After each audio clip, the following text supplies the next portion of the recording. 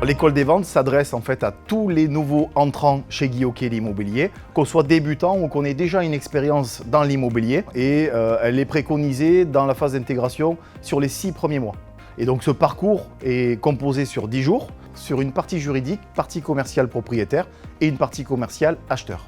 Alors oui, c'est une méthode Guy Hockey. C'est une méthode Guy Hockey en fait où on essaie de leur apprendre effectivement les fondamentaux du métier et avec une chaîne de production bien précise. Ça veut dire qu'effectivement on va demander à un conseiller déjà de connaître, d'être connu sur son secteur.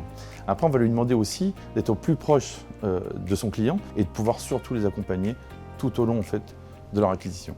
C'est pas que l'amour de la pierre, c'est aussi l'amour des gens. Donc effectivement, je crois qu'ils découvrent le métier un petit peu différemment. C'est vraiment d'être au plus proche et à l'écoute de cette personne. Oui, il faut apprendre aussi ça.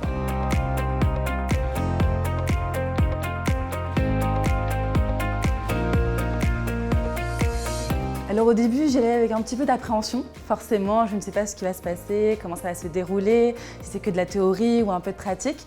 Et au fur et à mesure donc, des journées, limite je suis un peu triste que ça se termine aujourd'hui parce qu'on apprend énormément de choses. Le formateur, il est brillant, il est expérimenté, il nous fait partager son savoir et il nous fait aussi participer à des jeux de rôle. Il est professionnel. Il est excellent. Enfin, honnêtement, il est bluffant. Enfin, voyez, on passe juste 6 jours avec lui. Je sors de la formation, dans ma tête, je cogite toute la soirée. Je me dis, mais c'est vrai que quand je vois les gens, je pense pas forcément leur poser ce genre de questions. En fait, c'est apprendre à écouter, je crois, qui est hyper important dans le métier, ce qu'on a tendance à négliger au premier abord quand on est extérieur à ça. Il donne vraiment des choses intéressantes, il enseigne vraiment des choses intéressantes, il le fait avec plaisir. Donc les gens qui sont passionnés sont passionnants, je crois, et avec humour. Donc, il arrive à détendre l'atmosphère. C'est vrai que nous aussi, on fait beaucoup de jeux de rôle, des mises en situation.